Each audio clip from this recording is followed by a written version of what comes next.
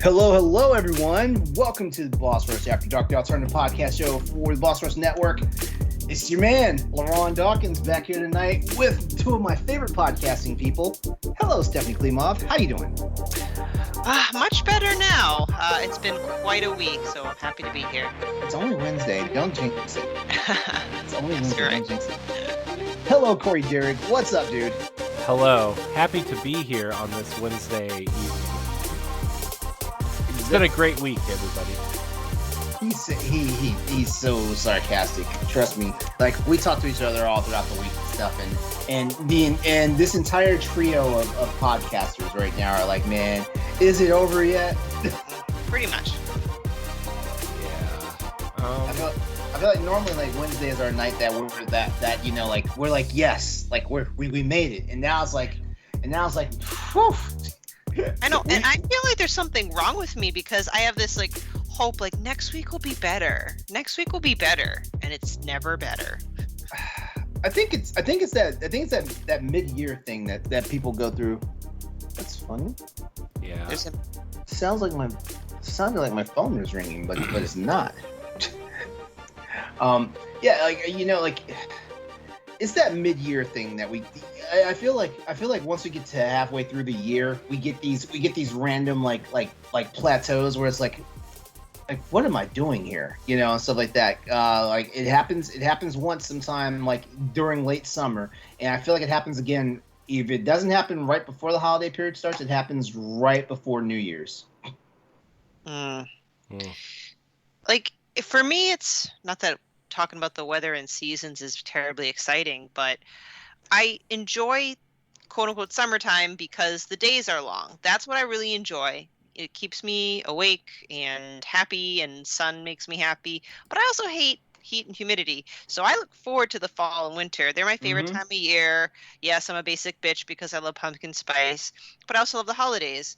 So when I'm midsummer, I kind of almost have this pressure on myself, like, especially so I'm from New England, so we have short summers. You know, it doesn't last very long. So I feel this pressure to like go on trips, go to the beach, do these things before it's over. But at the same time, I don't know. I just feel pressure to get a lot of stuff in little time, and just time flies by. And yeah,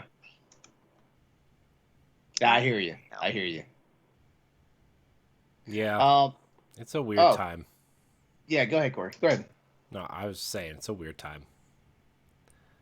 It's weird. It's a weird time. I don't know. Are we going for a happy-go-lucky topic tonight, or are we going for what's the vibe tonight? I want to. I have a topic. Should I say it out loud, and then we can kind of deliberate whether we want to talk because about it? that's gonna. As a matter of fact, everybody has topics. Let's say what our topics are, and then we'll figure out which ones we want to go after. No, what's your topic though? I want to know what it is. My topic is how bad is your temper? Temper I like that one actually. How bad is your temper? You know, I even have like a little setup for it.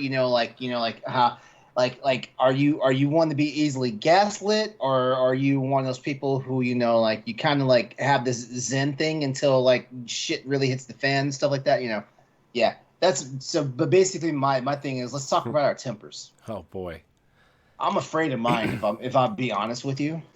I guess I'll start because so we do want to talk about it. Yeah, I do because I think it's interesting. Well, before we talk about it, what? Do the thing. Do the thing that you do so well.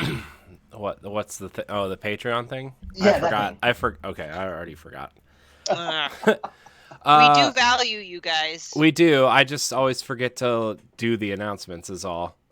So yeah, if you want to support the Boss Rush Network and Boss Rush After Dark directly, you can go over to our Patreon page, patreon.com/Boss Rush Network, where you can support us directly for as little as $1. For that $1 a month, you get early access to the Boss Rush podcast audio feed and Nintendo Power Block expansion pass 1 week early, as well as standard definition and After Dark 2 weeks early.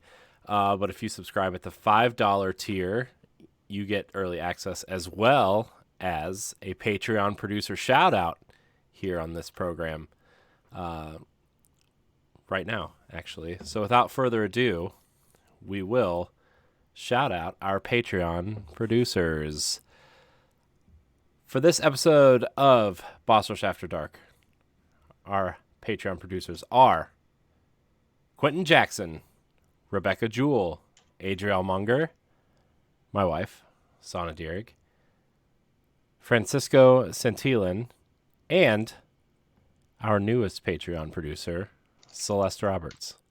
Yeah. All right. Yay! I can't believe Okay. you Remember. forgot Celeste. Remember Now you all can of our talk about your content. Hold on. Oh, I'm not my done. bad. My bad. I'm sorry. I get excited. I'm sorry. I want to thank all of our Patreon producers. I want to thank all of our patrons. I want to thank all of our free listeners. If you do listen on free feeds and don't want to support us financially, remember all of our content is free. We just give you a few perks for subscribing. If you do listen on iTunes or Spotify, please leave us a 5-star rating or review. It really helps with discoverability and it helps us out. There, LeRon, I'm done. You can go now. Okay. I was going to say, please tell us about your temper. Okay, so I am one of those people who gets really, really, really, really angry at things. Break And stuff. big stuff, little stuff, you name it. I'm super angry, but I hold it in until I'm by myself. Usually. I would say like 95% of the time. Sometimes I get angry and yell and do whatever, but like that's just people. But like sometimes I get like really frustrated about stuff or really angry or why is this going this way? Why is this not doing this? Why, and or if somebody says that I'm talking to or arguing with says something, I just keep it in until I'm by myself. And then like if I'm still angry when I'm by myself, I will like I like to like punch things like doors and Smash walls things. and kick things and headbutt the wall, like, because like I just like like not like headbutting it like I'm headbutting someone, but like just like I don't know. And I don't know. And also like when I'm really angry, I can't, like, I have a really hard time saying words, like coming up with like a complete thought to express my anger. So I'll just like shut down and not say anything too is another thing. And I've been finding myself in situations where I will be like really angry or upset at night, and so I can't fall asleep, or I'll wake up in the middle of the night being super angry or upset, and then I can't sleep, and then I don't get a good night's sleep, and then I'll wake up early, and then it's just like, I don't know, I've just found myself being more angry lately than normal, and it kind of sucks. But yeah, I just kind of let it all out when people aren't around because it's safer that way. And, I don't want to like, not that I would ever like hit my wife or my kids or anything, but like, I just don't want to like show them that I'm that angry, So. That's wise. I mean, it's great that you have that level of self-control. Some people are either incapable or refuse to seek help for that. Yeah. It's, I don't know. I mean, I know everybody gets angry and they all handle it their different ways. I just don't, like, sometimes also, like, I feel weird that, like, is that how you're supposed to handle being angry too, Well, honestly, like anger is one of the healthier emotions that we have. Honestly, like, I mean, like, like a lot of psychological studies say it, but the problem is that like we focus on the fact that anger is like negative, that like we have no way of coping with our anger. So like we either do one of two things: we either unhealthily bottle up the shit that's infuriating us to the point where like it actually damages like our mental state, our basically like our soul, or or we fly off the handle because we don't know like the proper way to exert our anger, and we wind up looking like a mad person. Yeah. Yep. Yeah. Yep. So that's how I handle my anger. I I don't know. Sometimes I feel like I'm angry at stupid things too. And then like sometimes I'm like, why am I angry at that? Why am I mad about that? You know?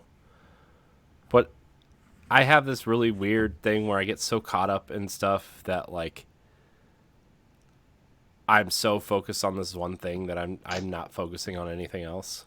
Mm-hmm. You know, and I think that also makes me more angry than I should be sometimes. Mm-hmm. So, Yeah. yeah. So who else gets angry? Oh, we all get angry just in different Yeah. ways, right? Yeah, I'm one of those ones. I do tend to hold my anger in until it becomes like a problem for me. And I remember growing up, my mom and my dad used to say, "Wow, you're like so patient," especially after my sister showed up. Like you're like wow, he has so much patience and stuff. And it's like, well, I feel like I had to get this patience because like you guys did not know how to act when I was pissed off. Right. And it's something that's followed me, for practically all of my adult life. Like I get angry and stuff like that, but um, like I hold it all in until I hit the straw that breaks the camel's back, basically. And then it's like, and then it's like like people look at me. I was like, man, like you're so laid back. What the fuck was wrong with you just now? And it's like, no, this shit pissed me off, and it was time for me to tell you about it. Yeah, yeah, and it's funny too because like I'm a Gemini. I was born in June and all that stuff, and people always say that Geminis are crazy. Like 1 minute they're like super sweet, the next minute they're just absolute assholes and stuff like that. And I started reminding people, I was like, look, Geminis aren't crazy until you do something to make us fucking crazy. I mean, if you look at it, like a lot of people turn around and say, man, like so and so, like I never thought they were that damn crazy. It's like, yeah, you never thought we were that crazy because, like, in all honesty, we didn't have anything to be crazy about. Yeah. I used to have a very bad temper when I was a kid. When I was a kid, yeah, I used to have blackout moments where like Oh, wow. to where like to where Mhm. like I knew I was getting angry, and then I blacked out, and then when I came back to it, I was like, okay, I was pissed off about something. What happened? I used to Wow. I used to have those moments when I was like between the ages of like 17 and 20, I would say, like especially when I was playing sports and stuff. Like I would say in college I had those moments where like I would be It's like you, so it's like angry. you lose cognitive thought, Yeah. right? Yeah. Yeah. Like I I remember this moment specifically. I don't remember what happened, but I remember the moment where like I, when I was playing football in college, I came back to my dorm room and I the girl I was dating at the time, she had gone out or something, and like again, this is probably something really stupid to get angry at, but like we were already arguing, we were already fighting about something, and she went out and like didn't like tell me she was going out. Not that she needed to, but at the time, sometimes you just kind of get that way, especially Mhm. when you don't, whatever.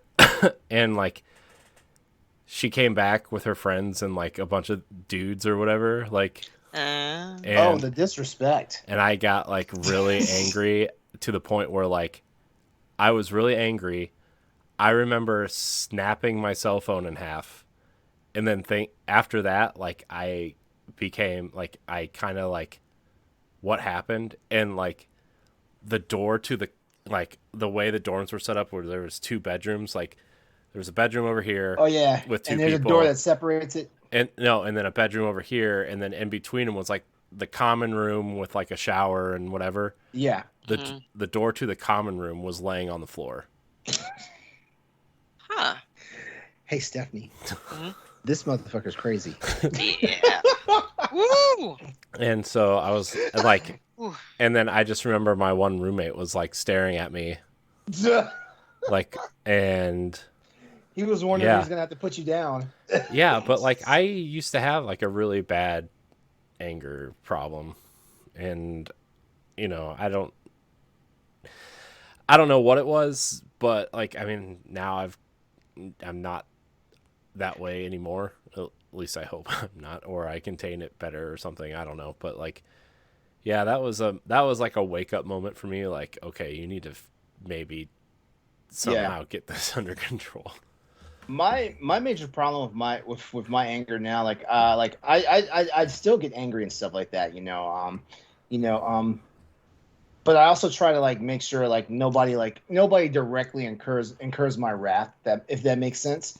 But the problem is though, like now it's one of those things where I can feel myself getting angry, and that's the part that like basically kind of sends me over the edge. Like I feel myself getting angry, so like like that, when people say your blood is boiling and all that stuff. Yeah, basically like your heart's racing, like like you can hear the heartbeat in your ears and all that stuff. You start getting fidgety, or your skin starts tingling and all that stuff, or even worse, like your neck and your ears get hot. Ooh, yeah. Oh man, it's almost like a cartoon, like like when like the Tom and Jerry cartoon, when one of them gets super pissed and like you see the red just come all the way up and stuff. It feels like that, and I can't stand feeling like that. And there's a part of it that's like, okay, like I'm getting angry, but I'm also getting hysterical behind the fact that my body feels like the way it does and stuff like that, and it kind of makes the whole thing worse, which is why I try not to get to that point. Yeah. Um, I also like I don't like how I feel when I'm angry either, and so like I think that's why I hold it in, to the point where like I hold I hold so much in that like sometimes I don't even know what I'm mad at anymore, Oh yeah. you know, and that You've also kind of compartment sucks. you've compartmentalized so much shit that like they either like pisses you off, gets on your nerves, or just irks you. And Hmm. and now you've held on to all this stuff for so long, you can't focus on any one thing that got you there. Yeah, like I mean, it could be something as small as like, oh, my kids are making a mess, or like, maybe my wife said something to me that like irked me a little bit, or you know, oh, this video isn't processing correctly, or oh my gosh, I had to like yesterday I was really angry because I sat in traffic because on my way home, one of the biggest concert venues is like 10 minutes from my house in the Hmm. area, and I didn't know there was a concert on Tuesday because there's never concerts on Tuesdays. Like who goes to a concert on Tuesday night? Uh, Corey's about to rip the by the stern wheel way, out the column. everybody who saw Cheap Trick last night at Blossom, I hope you enjoyed yourself because I sat in traffic for an hour and a half trying to get through your stupid parking. Oh my god. So that stuff like that, and then but like when you have like 10 or 12 little or medium sized things, like it builds up, and then you just Oh, get yeah. so angry that you just don't know like what you're mad at anymore. Yeah, yeah. you know and so yeah, I don't know. And then like what I was telling you guys before we started recording last night, like last night I went to bed at I went to bed at 10 o'clock last night and didn't wake up till almost 7 today, and that was I probably slept more last night than I have in the last like 3 nights because of just I don't know. Also, like worry sits up there too with anger for Oh me. yeah. Like I mean, I worry about a lot of things, or I stress out about a lot of things that you don't need to. Uh, I live in a daily state of stress. I yeah. do. Like something's always on my mind. Hmm. And the sad part is something's always on my mind is also a reason why I procrastinate. Hmm. Yeah. So I don't know. Like I like I worry about my kids. Like going to school or camp or whatever. I worry about my wife because she doesn't sleep a lot. Because of my son is just like sick all the time. I'm worried about his surgery in a couple weeks or it's next Thursday. Wait, your son's having surgery? Mm-hmm. This is my first time hearing about this. I haven't really told anybody. So Okay. he's having ear surgery. Is he getting tubes put in? Yeah. But like it's still like he's still being put under, which is like super stressful because you don't know if he's that like is stressful. and Yeah. I'm worried about our vacation because we're going to the beach and like the ocean is something that scares the shit out of me. Aside from right there. I'm right there with you, brother. Like the ocean, like no. Yeah, aside from the fact that like I hate sand, first of all, but that's a different that's a different thing. You and me are the same person. But like that really stresses me out, and I don't know, like between the amount of stress and anger I've experienced the last like 2 or 3 weeks, maybe a month, it's just like, man, I just like then I fall into this place where like I just don't want to do anything, It's to that point where like I'm just like, oh my gosh, I just don't want to do anything, and I need to do things, and I need to finish things, and I need to get things done, and then I just don't want to do them, and I have to like force myself to do them, Mm-hmm. It's just I don't know. I saw a post today. Maybe it was, I don't know if it was one of you or what, but like, I saw it and it was like, what's your biggest regret, as a kid or something? And somebody said, when I was a kid saying, I wish I was an adult or something. Oh God, yes. I saw that somewhere. It might have been Facebook. Oh God, or Twitter yes. or something. What the fuck were we thinking? Like trying to be in a rush to grow up. I constantly tell Nikolai, who clearly doesn't know what I'm talking about, but it says, when you get there, you're going to want to wish you'd grow up fast. Let me tell you, being an adult sucks. Well, I didn't say sucks. I said it's a steaming pile of poop, because that translates better. Mm-hmm. Yeah. Then he laughs and thinks it's funny. Yeah. And then like, I know when I get in like a certain mood or whatever, like I know I when it comes to like the podcasts and stuff, like I know I don't perform on a level that I'm comfortable with either. So like then that gets in my head, like I just yeah. Yep. Okay.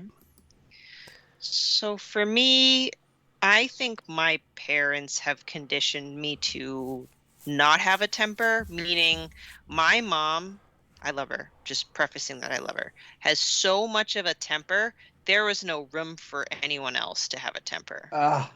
I'm not kidding. So my parents have an interesting dynamic. My dad, who's the Caucasian American, is calm, cool, collected for the most part. He had a very, very, very, very, or has a very long fuse. So it takes a lot to get him mad. And when he's mad, he's that silent, scary type of anger.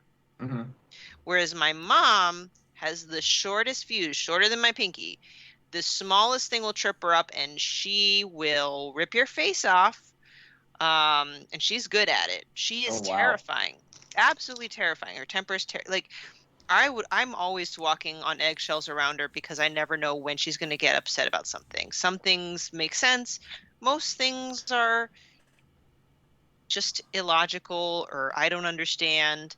Like I could just forget to say something to her and she won't talk to me for weeks. I think there was something where it was my birthday.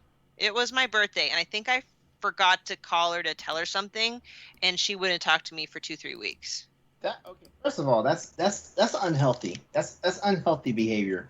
Oh, it is.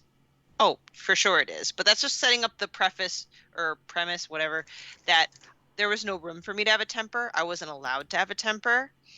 So now, as an adult, I think for the most part, I do get angry, like we all do. I don't manifest a type of a temper. I think I'm a little bit more like my dad. I have a very long fuse. And then when I do get mad, I guess the way I cope with it, because, gotta let that, I try to turn it into like a humorous anger. Because I see on TV when, people are angry, but in a funny way. So that's why a lot of people, when I post stuff on Facebook, I don't do so much of that anymore. They don't get it. And they think like, why is that funny? That's not something to joke about. I'm like, no, this is how I cope with anger so I don't turn into a lunatic. So I'm not the kind of person that, punches or throws things or screams at people because I observed it in my mom and I'm like, I don't want to be like that. So I never yell at people. I don't put my hands on people. At most, I'll like go to a friend and vent or just talk angrily to myself. Like if someone cuts me off and doesn't use their blinker on the highway and I almost die in a car accident, I'll curse to myself. 5 minutes later, I'll be better. That's my anger. But if you don't mind, I want to kind of share an experience with someone that was close to me just to kind of contrast. It was the last guy I dated, and it was significant because I've been with him kind of more or less 2 years. And this was after the divorce. He had a horrible temper. Looking back at it, I'm not really quite sure. But anyway, he was the opposite. He had the shortest fuse, got mad at the smallest, simplest things. And when he'd get mad, he would throw stuff. I never quite understood that either. And when I told my mom that, which is kind of ironic because she has a terrible temper too, she says, with guys like that who have a bad temper, he might break his phone or throw other things, but who knows down the line, it could be you he's throwing. Yeah. So I'm glad I'm out of that relationship. So I kind of made it a point that, again, anger is a normal emotion, but I personally cannot date someone or even be friends with someone who has a really nasty temper. I'm sorry. Like I would surround myself with people who know how to manage it. Yeah, like it's always alarming, when it's always alarming when somebody's temper or how they channel their anger, like it's alarming the ways people like channel their anger sometimes, and and it's one of those things. It's like, should I be afraid of this shit? Like what's going on right now? Like, do I need to put out a restraining order or some shit like that? Yeah, and it was always like for the smallest stuff too. It's not like I cheated on you, which I didn't, but I'm just saying like if I dropped a bomb like I cheated and then he got really mad, that would be kind of a measurable, reasonable response. But it could be something small like just squabbling over what someone said or didn't say. Like it's that small. I can't even remember what the scenario was about. So, but and I don't respond well to really bad tempers. I just shut down. Usually I'll cry, but I'll shut down. And not like I'm gonna cry to manipulate. No, I cry. I shut down and I cry because I'm like, I just want this to be over.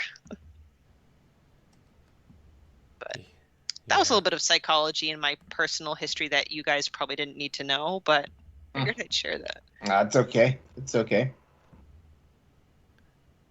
Yeah. Well, that was my topic. I don't know. Anger is a weird emotion because it's not like it's not like you can point at it like when someone's sad, they're like either crying or you can see it, right? Whereas like anger, like it could come out in multiple different ways, Yeah. It's just like it can be faceless. That's the crazy part. Yeah, I mean, like Stephanie said, you could have that quiet anger where you can just tell somebody's angry because they're quiet, or like people throwing and breaking things or screaming or, I mean, God forbid somebody hits someone, but that is also something that could happen. It's just anger is weird. Yeah, and it's like y'all said, it's okay to be angry. It's just finding ways to handle it. Like I haven't done it yet, but apparently there's places like this called like smash rooms or something where you literally could go in a room and just break shit. Fine, go ahead. Like that, if it's a way to like channel that energy, go do it. I feel like it's one of those emotions. I don't know. I feel like, do you guys feel that other than happiness, it's almost like what's the word? Looked down upon for you to have any other emotion. You can't be sad, can't be depressed, can't be angry. Like those are bad emotions. You have to be happy. There's so much focus and pressure on being happy. As a grown ass man, like I can't be anything but like either I can either be neutral or I can be happy. Like anything else like makes everybody else like nervous. Right? And I think like I think a lot of people think if you're like upset or angry or something, something's wrong with you. And like, don't get me wrong, I don't want to take anything away from like people who suffer from mental health or depression, those types of issues. But like, sometimes like, sometimes there could just be like nothing wrong, really, and you can just like, everybody always says like, oh, I just needed a good cry to let it out. Like you're allowed to feel sad for little to no reason. It's just, I don't know, it's Yeah. And like I think LeRon, as men especially, like coming up in generations where like talking about your emotions or showing emotion was really looked down upon. Was a ginormous sign of weakness. Yeah. And still learning how to do that and like deal with those types of things to this day. I mean, my wife has really helped me out with stuff like that, but like I still suck at it. And what's crazy about that though, right? Is like it's like we're being deprogrammed now, like from all that stuff that we were taught like growing up and stuff. And now we feel so ashamed and stuff to even talk about it. Like Yeah. it's like you're damned if you do, you're damned if you don't. Because it's like okay, like this is really what's wrong with me. Like we'll talk this stuff out, and at the end of it, like like we're a crying mess because like we're at conflict with ourselves because like we were there's still part of us that says I really shouldn't have told this to like somebody, but at the same time I was like I know I needed the help. Yeah. I remember when I was a kid, and again, like I know this might sound like I don't like my parents because I've been kind of talking about them. That's not the case. I love them, but Sure doesn't sound like it. I don't know. Maybe I have a resting bitch face, but like my normal face, feet, whatever, is like this. Like I'm not naturally smiling all the time. I just have like this is my steady state, and that doesn't mean I'm miserable. Does not mean I'm sad. I'm just here. And I hated it when my dad would catch me in those states just minding my own business and he'd be like, smile, what's wrong with you? Why aren't you happy? You need to be happy and smiling. I'm like, I'm not upset. He's like, smile. Like I would get grounded for not smiling. Which I hope now that men know that that's not a thing you're supposed to tell any female. You're not supposed to do that. Like in all honesty, that's triggering.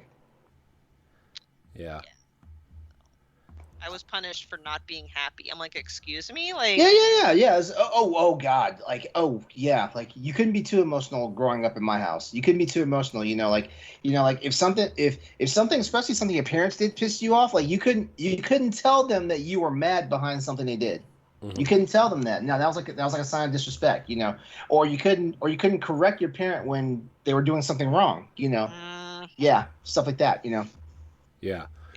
Or like my favorite one, doesn't have anything to do with like emotion or anything, but like when I was in middle school and high school, like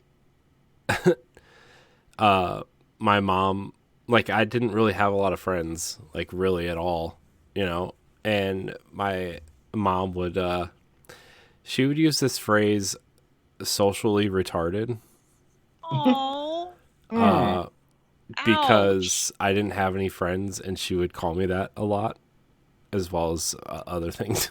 But God, that's terrible. I feel like our parents bullied us a lot worse than the average kid at school ever did. Sometimes I feel that way. Why would they feel like it's okay to talk to their kids like that? I know. I don't know. Like, don't get me wrong. Like, I love my parents. I love my mom and stuff. They do a lot for us. And like when I got older, like they, my mom especially became less like, and I know like to an extent, like she just wanted the best for us as kids and stuff, right? Oh, yeah. But like, I think a lot of parents that are worth their salt are like that. Yeah. They want the best for their kids, but at the same time, they do stuff that's if it's not borderline traumatizing, it is traumatizing. Yeah. And I'm trying to understand that psyche. Sorry, like we're kind of veering off topic, but as a parent, Like, I'm trying to figure out how I want to parent. I'm like, it's kind of sad. This is how I think. How am I going to raise my kid with the least amount of trauma? Mhm. Because I know there's going to be some way I traumatize my kid. I just feel like that's a circle of life. Parents traumatize their kids, and when they grow up, they traumatize their kids. Yeah. Obviously, I want to be mindful and do it the least as possible. I just don't know, like, were my parents mindful when they called or said certain things to me? Because, like I said, I know I'll screw up my son in one way or another, but I would never call him the R word. Yeah. In any way, shape, or form. I would never tell him, don't use your emotions. You can't stop crying. Don't be a pussy or any of those things that is horrible to say to people. But we were all called stuff like that. Mm-hmm. Or even something my mom said. Sorry, last thing. My mom says, I never wanted to have you. Like, stuff like that. Oh, Why? Yeah. my wife gets that. Aww. I get it. I get it. Like, our parents are basically completing the circle of trauma that was inflicted upon them from their parents, and that was inflicted upon them from their parents and stuff. It's a cycle of trauma and stuff like that. And like a lot of, and then what's crazy about it is, like, when you become a parent and stuff, and you actually are doing stuff to break that cycle of trauma, then your elders are like, what's wrong with you? Like, that's not the way you're supposed to be handling that child. Mm-hmm. Yeah, my mom says I spoil my kid, which I take offense to, because trust me, I'm doing my best to combine both, like, the Eastern and Western mindset of parenting. Like, I'm actually a pretty strict parent compared to what I've seen. Like, I can be a hard ass, but I'm also not going to tell my son I wish he was never born. That's different. Yeah, exactly. That's different. Yeah, like, and the thing about it is, like, you know what, I feel like in all honesty, like, kids feel words a lot longer than they feel like a spanking or anything like that, you know, like shit, like, you know, like I remember some of the shit that my parents told me when I was growing up, and like at 47 years old, like, it's still something that comes to the front of my mind every once in a while, and it's like fuck, you know, it's like I endured that shit, or even worse, I believe that shit, you know. It's like, man, like, yeah, so I always tell myself, like, you know, even like if I have kids, you know, like I'm not saying that my parents raised me wrong or anything like that. I'm just gonna try and make sure that I don't do a lot of the shit that my parents did to me and my sister, you know. Yeah. Yeah, it's it's fun. And also, you know, parenting, like, I mean, like, we probably sound like we're being really harsh on our parents right now. Our parents are doing the best they could with the skills that they had that they had acquired and stuff like that. So, you know, unless they were just abusive assholes, and when I say abusive, I mean like you were basically on your way to the hospital for something your parents did to you and stuff like that. You know, like most parents, you know, like, they did their best, you know. Exactly. And I'm glad you said that, because, you know, like I said, for all that I'm saying about my parents, like, I'm definitely not going to be the perfect parent myself. Like, I'm not trying to sit on my high horse here. But it's all about learning, right? We all want to learn and be better. Hey. Yeah. Wow, we went from tempers to parenting. Yeah, sorry. It's no. It's okay, because no, honestly, I also think the way our parents raised us also, like, has a bearing on how, like, we deal with our temper and our anger and our and to an extent to, like, our other emotions, you know, and stuff like that. You know, the spectrum of emotions, like, you know, being told that you need to be happy all the time, that's not cool. Just like being told that, you know, like, you shouldn't cry every time you get hurt, that's not cool either. Yeah. You know. Oh, wanna, like. Well, or heaven forbid you're actually depressed, and, like, no, there's no such thing as depression. Like, no, like, you can't be sad about that. You know? And they don't understand that depression and sadness is not the same thing. Like it's like there's, like, the words are synonyms, but they are not the same thing. Depression is an actual medical condition, whereas sadness is a state of being. Amen. But you want to hear a cool kind of? Yes, please. Cool. So there, you know, culturally, I don't know if you hear, like, little isms and stuff like that. So I think it's Chinese kind of ism, or I don't know what you want to. Anyway, the point is how to tell if someone has a bad temper or not. And it's funny, if your earlobes are connected, that means you have a bad temper. But if your earlobes are not connected, you're a person that does not have. That's weird, because I am told I have a bad temper. My earlobes are not connected. Oh, You mean see, where it's you mean where it joins Yeah. the side the back of the back of your it's jaw. supposed to be if your earlobes are connected, you have a hot temper. Or Oh, if you wait, they aren't. are connected. Oh, are connected. Okay. Obviously, that's not science Yeah. true, but I just always thought it was funny because my mom's earlobe is connected, my dad's isn't. But yeah, it's not. But I just thought I'd share. Like she would tell me that. So my earlobes are connected. So she would like tell me as a kid, "You're gonna have a nasty temper." I'm like, okay. Bring it. And look at me. I'm like the biggest wuss in the world that can't stand up to her own shadow. So sorry, Mom, you're wrong. Corey, tell us about your earlobes. They are not connected. All right, see, it's just a farce. I've been lied Yeah, to. yeah, exactly. Because us dudes are unconnected earlobes getting blackout angry and shit, and and then looking around like what I missed, like like there was some like raging party like that happened, and you slept through it or something. Yeah. No yawning on us. I know. I'm sorry. Okay. By the way, if we're done with this topic, Mm-hmm. I think we're done. I think we put to bed. Yeah, thanks, LeRon. That's a nice one. You're full of great ideas tonight. Oh, thanks.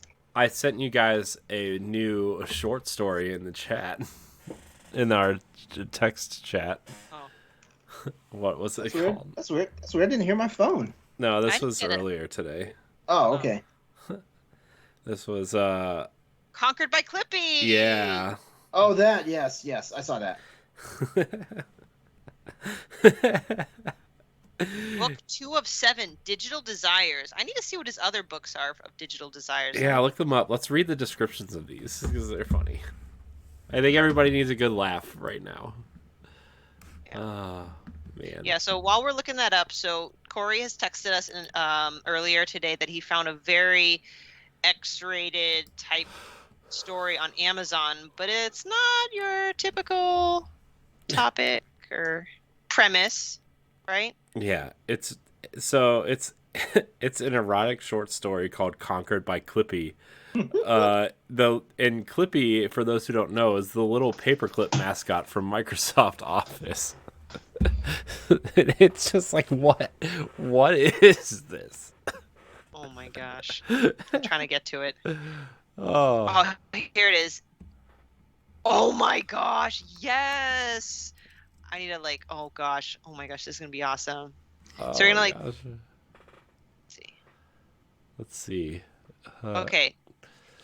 The Digital Desires inbox, taken by the Tetris blocks, conquered by Clippy, and invaded by the iWatch. What in the world? Oh no. All right, can I start reading some of this? Yes, please. Yeah, please. Oh no, it's not. Okay.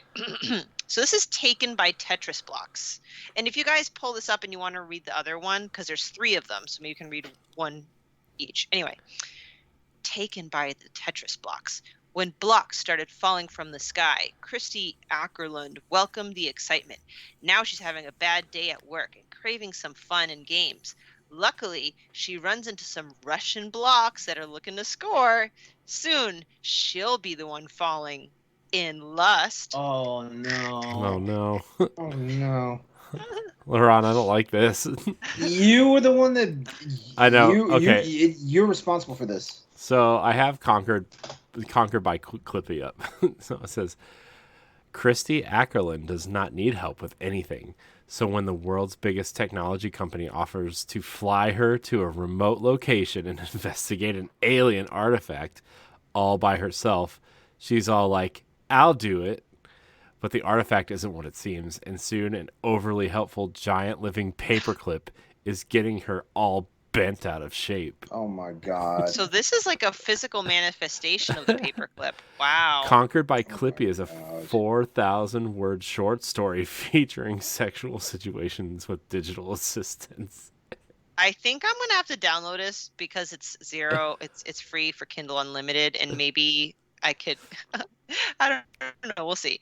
LeRon, do you have it up, or do you want me to read Invaded by the iWatch? Please read it. I don't have it up. I'm afraid.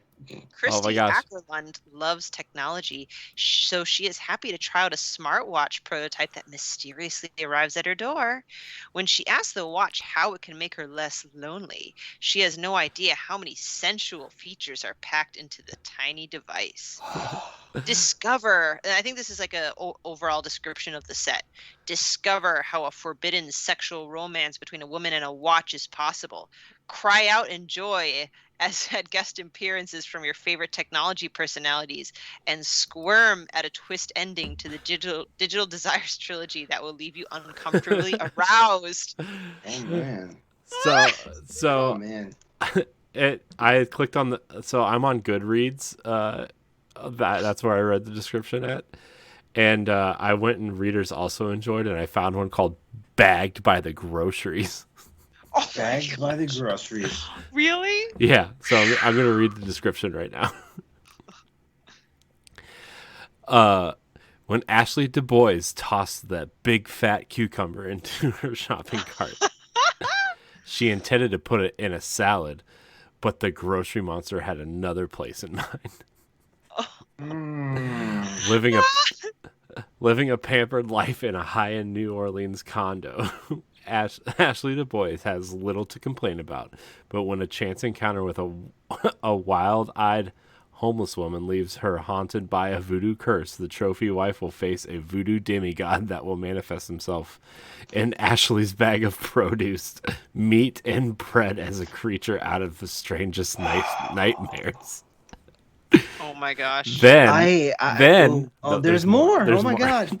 Then the grocery monster will make her steamiest dreams come true, and we all know what's going to happen with that cucumber.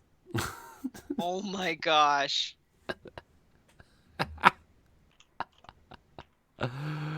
Oh God. Oh my goodness. I need to try and find some more to read because this is great. Let's see. What the heck? This might not be as funny, but it's the picture that's got me curious. Oh my gosh, no, I'm reading this one. What's it called? I don't know if I want to read this now.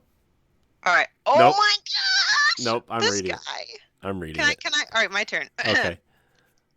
Pounded by Pluto, the crappiest planet. That's funny. I Mine's need an also adult. about poo. You need to see a picture of this cover. Hold on. Pounded by Pluto. No, seriously, look at the cover. I don't want to live on this planet anymore. It's a common thought after seeing what ridiculous crap gets published on the internet. Well, astrophysical adventurer Tyson Daniil Grassbone is taking it literally and moving to Pluto, which can't be any worse than Earth. He's in for a surprise when Pluto wants to engage in a little seismic activity. The only question is, wait, what? How? Pounded by Pluto is a 5,000 word short story with a universal appeal? Oh my god. Oh my gosh. This I can't even read the title. It's so bad. The Perfect Poo, a fiery fecal romance. Are you Oh, wait, serious? romance? Are you serious? No. We don't even know. Skip. Pass. Have you I ever don't. needed to go so bad it hurt? And when you finally went, how did it make you feel? Good? Of course it did. Don't be afraid to admit it. Stella Stipsy hadn't been to the bathroom in so long, she'd forgotten how good a satisfying poo can be. Until one day she lays one out that makes her feel so alive she realizes something that exhilarating must have a higher purpose. It must be here for a reason. Because when you have the perfect poo, our emotions can get the better of us, or could it really be true love? This book is 40 pages of falling in love with a good poop. Oh my gosh. Pulled hard, ravished by the voting machine. Julia planned to watch this train wreck of an election with a martini in her hand. But first, she had to stop and do her civic duty. She never imagined that her civic duty might do her. When the voting machine comes to life with an agenda of its own, Julia realizes no matter which candidate she votes for, she's screwed. Oh my God. Paddled by Krampus, A Christmas Story. This can't be that bad. A kinky holiday tale of strict discipline, hard spankings, and a monstrously large cock. Oh my gosh, why is this description so long? Alvina is a very bad girl. Instead of learning magic from her kind Master Jareth, she naps during lessons, lies, and steals his magic potions. When she overhears Jareth speak his miraculous pleasure potion, she can't resist stealing some for herself. In the dead of night, she guzzles the brew. Guzzles, I hate that word so much. Guzzles the brew. And is overwhelmed by uncontrollable magical orgasms. Unlucky for her, Krampus, the monstrous punisher of the wicked, is wandering the woods on the night of her deceitful deed and decides to punish her for her misbehavior. Oh my God. There's more. No. Alvina is given a hard paddling by Krampus, helpless to escape as her magical arousal keeps her trapped in sensations of pleasure and pain. She's manhandled easily by the massive man-beast, dangled in the air and suspended to kick and struggle as she's spanked. Soon Alvina is begging for release, desperate to be stretched by Krampus's massive cock filled with his seed. Oh my God. Alvina receives a final painful caning from her handsome master Jareth as Krampus instructs him in the ways of punishing his wayward apprentice. Wow. This kinky erotic short story is written in third-person POV and is about 12,000 words in length. 12,000 words. 12,000 words of being paddled and caned. Oh, Warning, this book contains scenes of kinky fantasy play and rough sex. It is intended for adult audiences only. Thank goodness. I'm sure. These are the kinks within: erotic humiliation, scolding, spanking, flogging, monster fucking, extra large penetration, manhandling, blowjobs, begging, crying, restraint, size difference, semen cream pies. Wait, what size difference? What? I don't know. Briefly mentioned age gap. Also, a pine tree gets involved. Oh no! You probably shouldn't put pine needles in your genitals. You can if you want, but you probably shouldn't. Just read it there. instead. No, we're gonna keep going. That might take the cake, though. Oh my God! Hold on, there's one about Santa too. The Very Thirsty Octopus, a shapeshifter tentacle erotica. Oh no! Julie just finished being a surrogate for her sister's twins and misses them terribly. Her body continues to make milk despite the pill she's taking. Oh, no. To take her mind off everything, Julie goes to the beach for a swim, but a careless decision sees her caught in a riptide. Surrounded by icy water, swelling painfully from packed up milk, Julie might not survive the night. And Cal is an octomelion, a shape-shifting tentacle creature from the deep. He knows little of humans, but finds himself captivated by the woman in the sea, especially when he catches a taste of her tantalizing milk. Can I couple that with a very short review? Yeah. So after that, this is the type of review. I was not expecting to enjoy this novel, but I found myself enjoying it quite a lot. The emotions jump out of the novel, a heartbreak that no one can cure except the shapeshifter named Cal. Even though this is a short novel, it's sure to delight anyone who loves romance novels. I have another Christmas one if you want to listen to that. Yes, please. It's called the Naughty List. While delivering presents on Christmas Eve, Santa gets a gift of his own. Kate isn't sure if Nick is the real deal, but this silver fox with big hands and thick thighs might just make her believe in Christmas miracles. See if Katie has been naughty or nice in this light, fun, and steamy 15,000 word holiday romance. Oh There's a my there's a quote from the book. Do tell. I devoured this like a cup of cocoa, but if tiny marshmallows were shaped like Santa boners. What? I beg your pardon.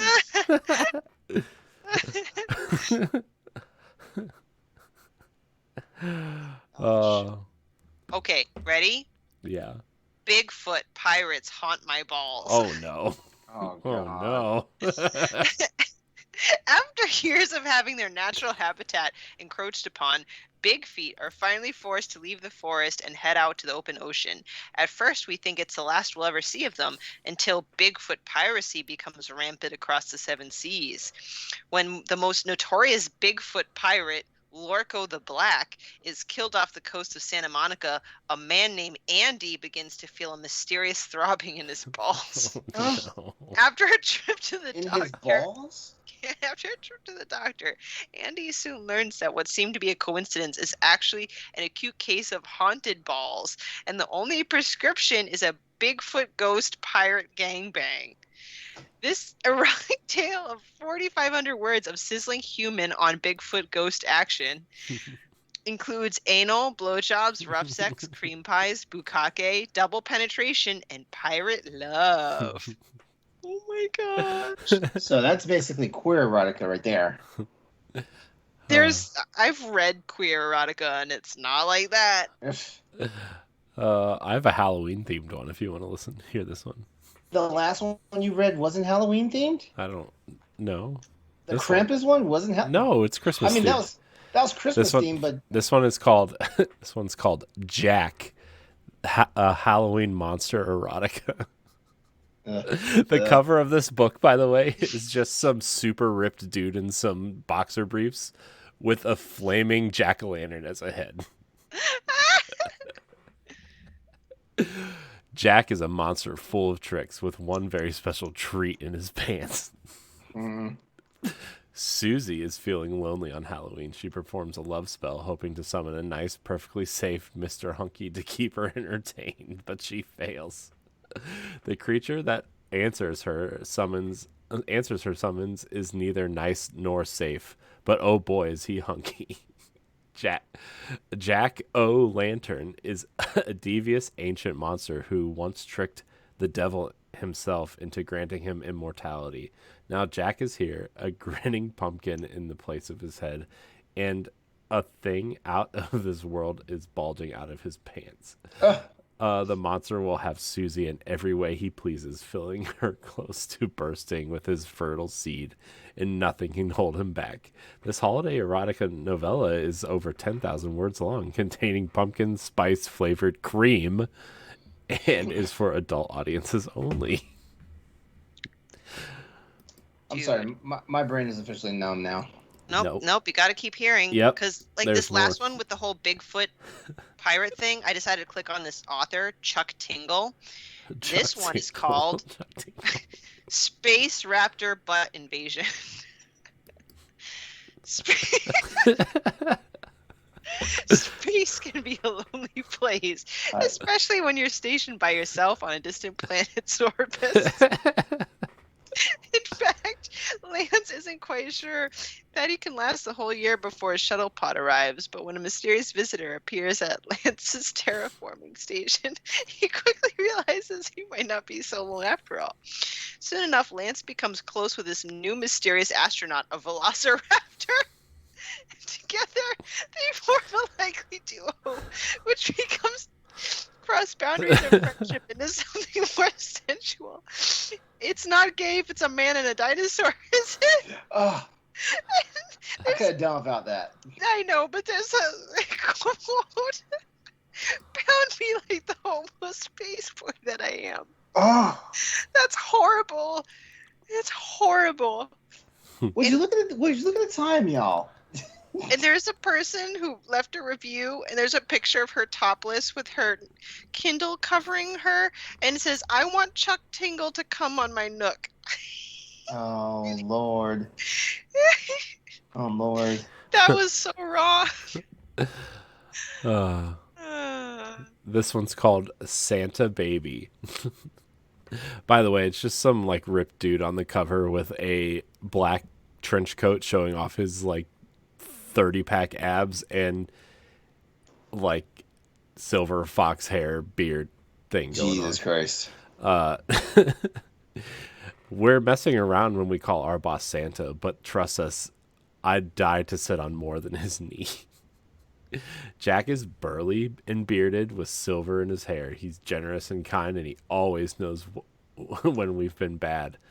But while the storybook Santa rides the sleigh, he rides a motorbike, and he runs the North Pole, not a whiskey-soaked bar. Jack took me in when I ran away. He gave me a job, and I put a roof over my head. He's given me so much already, but now I want more. Please, Santa, I know exactly what I want to hear. Oh my God. Santa Baby is a short and steamy age gap insta love story where the hottest holiday wishes come true. Man. Can I please read at least one more? Yeah. Because I can't. This is also by Chuck Tingle. And the cover is a shirtless guy with a towel on around his waist with a Tide Pod with another man's face in the Tide Pod. Huh? Slammed in the butt by my handsome laundry detergent pot. Greg is late for the car show, but thanks to some high-octane intensity behind the wheel, he arrives just in time for check-in. Unfortunately, his ride is now covered in mud and dirt just an hour before the show starts. After hearing about a secret car wash in the hills nearby, Greg visits to find a mysterious cloaked cleaning expert. It's soon revealed that this enigmatic bad boy is actually a handsome, sentient laundry detergent pod in disguise. Soon enough, Greg and the gorgeous red and blue cleaning tool find themselves wrapped up in a hardcore affair that is sure to have them both sparkling clean and covered in suds. That sounds nasty. This erotic tale is 4,100 words of sizzling human on handsome living detergent pot action, including anal, blowjobs, rough sex, facials, and physically manifested laundry paraphernalia love. Wow. Well, LeRon, do you want to hear one more? no, I don't. It's called the No, I Christmas don't. tattoo. Oh God. Please. When sexy redhead Brady Clements comes home from Washington to nurse a broken heart and build bridges with her estranged father, she's certainly not on the lookout for romance. After catching her boyfriend Chris in bed with her best friend and boss, all she wants to do is run and hide. But a chance encounter with a local tattoo artist, Colton Bassett, leads to unexpected appointment with his needle. Needles in quotes. I'm concerned if it's that thin, but that's... even though it's cold outside, the temperature rises to boiling point as the two discover an irresistible attraction. But then Chris arrives on the scene to claim her back in time for his family Christmas, and Brady starts to remember what she saw in him. Tormented by jealousy and suspicion over Colton's pregnant business partner, Brady starts to wonder if her new romance is over before it began. That wasn't as good Okay, as I that sounds like a expected. hot mess. Yeah. That sounds like a Hallmark movie. Yeah, I'm almost tempted to read that to see what if it's actually a shit show.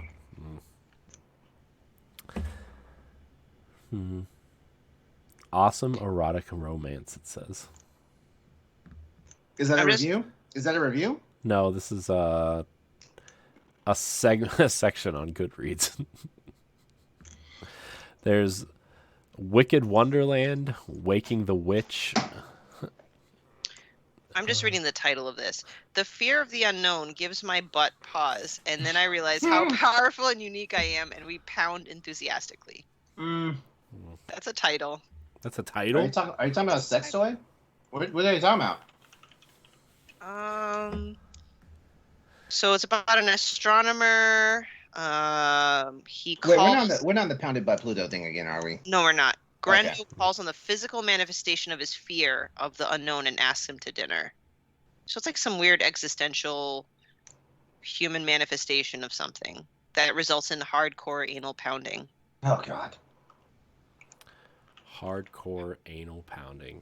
That this seems to be this guy's theme, and he gets like really great. He seems to have a very serious following. Okay. Woo! All right. Thanks, Clippy. You started it all. Yeah. What was that one called? Something Conquered by Clippy. Conquered by Clippy. Clippy. Wow, this like in that meme or GIF from the Anchorman movie, that escalated quickly. Yeah. That was good. That was good. We need to do this more often. Yeah. No, we don't. Yes, we do, LeRon. No, we don't. Yeah, we do. I feel like I've been bad touched so many times tonight now. Come on. It's funny. In the loosest sense of the word.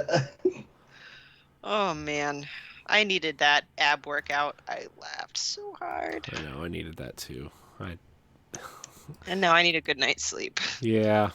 Hopefully I don't have nightmares though. I think I might be dreaming about Clippy. That's what you get. Clippy and Krampus. That's what you get. Yep. Yeah, you're welcome. All right, everyone. Well, this has been Boss Rush After Dark, the alternative podcast show for the flagship show of the Boss Rush We love you, Network. LeRon. We would like to go ahead and just thank every wonderful listener out there that just happened to hang out with us and hear some of the depravity that was going on tonight. First, we went from tempers to sex stories, insane sex stories, not normal. I don't know why I'm acting like a prude. I'm anything but a prude. So yeah, let me stop that. I am not that uptight, but God, some of those are awful. I'm sorry. LeRon likes to watch his weird porn. He doesn't need to read it. I do like to watch. If there's something freaky going on, I'm probably gonna stand by and check it out for a little bit. Oh. All right. Well, before we head out tonight, let's go ahead and do the thing where we let everyone know how to get connected and stay connected with us. Stephanie, please go first. You can find me on the internet, not writing erotica, at Klimov_author. No, I do not write erotica. On Twitter and Instagram, Wednesday nights on the Boss Rush podcast, and on various episodes on Standard Definition as well. Corey. You can find me at I am Corey HD on Twitter and Instagram. You can also find me on Nintendo Pow Block, on the Boss Rush podcast, on Standard Def, and more here on the Boss Rush Network. All right, and you can find me on social media as well as YouTube, Twitch, and PSN, and that thing called Steam. Yeah, just look it up. Exodus 803. I probably should write some more erotica, so that way when I'm writing my actual real stories and stuff, sex scenes actually play out the way they're supposed to. But every time I try to write something smutty, it looks all juvenile. It's real. It's hard. That's what she said. It is. Speaking of juvenile. All right, everyone. Come back and join us for our next installment of Boss Rush After Dark, where we will be back to talk about more topics that aren't completely content appropriate for any of our anchor shows. Even Crossroads would probably blush tonight, with some of this stuff. We love you all. Y'all have a good night. Good night. Goodbye. Watch out for Krampus. Lock your doors. Don't Stop drink it. the potion. Stop it.